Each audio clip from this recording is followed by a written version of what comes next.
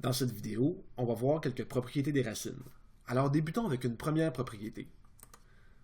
Pour tout nombre réel a et pour tout nombre naturel n différent de 0, on a que la racine énième de a à la n est égale à a si n est impair et est égale à la valeur absolue de a si n est pair. Donc par exemple, si on cherche à calculer la racine carrée de moins 2 à la 2, eh bien puisque dans cet exemple a est égal à moins 2 et n est égal à 2, donc n est pair, en appliquant la propriété, on obtient que la racine carrée de moins 2 à la 2 est égale à la valeur absolue de moins 2, ce qui donne 2. Ce qui fait du sens, puisque moins 2 à la 2 donne 4, donc la racine carrée de moins 2 à la 2 est égale à la racine carrée de 4, ce qui donne bel et bien 2. Supposons maintenant que l'on cherche à calculer la racine cubique de moins 2 à la 3. Eh bien, puisque dans cet exemple, a est toujours égal à moins 2, mais que n est égal à 3, donc n est impair, eh bien, en appliquant la propriété, on obtient que la racine cubique de moins 2 à la 3 est égale à moins 2. Voyons maintenant voir une seconde propriété.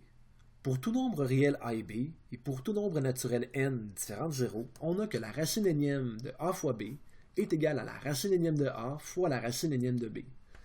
Et cette propriété est vraie à condition que toutes les racines présentes dans l'expression existent. Donc, par exemple, si on prend la racine carrée de moins 2 fois moins 3, eh bien cela donne la racine carrée de 6, donc c'est une racine carrée qui existe, mais on ne peut pas appliquer la propriété et dire que c'est égal à la racine carrée de moins 2 fois la racine carrée de moins 3, parce que la racine carrée de moins 2 et la racine carrée de moins 3 n'existent pas, puisque ce sont des racines carrées de nombres négatifs. Donc c'est un exemple où on ne peut pas appliquer la propriété. Enfin, voyons voir une dernière propriété. Pour tout nombre réel a et b, où b différent de 0, et pour tout nombre naturel n différent de 0, on a que la racine énième de a sur b est égale à la racine énième de a sur la racine énième de b. Et encore une fois, c'est une propriété qui est vraie uniquement si toutes les racines présentes dans l'expression existent. Enfin, terminons avec un exemple. Supposons que l'on cherche à simplifier l'expression suivante.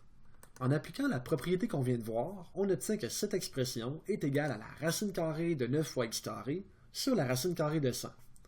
Ensuite, en se servant du fait que la racine carrée d'un produit est égale au produit des racines, ce qui correspond à la deuxième propriété que l'on a vue, eh bien, on obtient racine carrée de 9 fois racine carrée de x au carré sur la racine carrée de 100, ce qui donne 3 fois la valeur absolue de x sur 10.